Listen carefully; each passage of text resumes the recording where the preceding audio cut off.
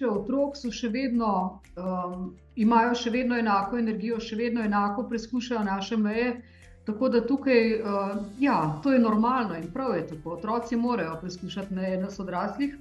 Tako da tukaj ni nobene spremembe. Je pa velika sprememba v motivaciji otrok. Če so včasih bili otroci radovedni, če so želeli biti uspešni, so danes nekako bolj apatični in le redkim je res mar, da bi si sami prizadevali do znanja. Nekako je v naši družbi, bi rekla, prevladalo prepričanje, da moramo mi odrasli vse otrokom nuditi, prinesti do njih, da oni potem samo vzamejo. Seveda se s tem ne strinjam, kajti če se sami ne pomujamo za neko reč, potem nikoli ni uspeh tolikšen, kot če nam jo servirajo drugi.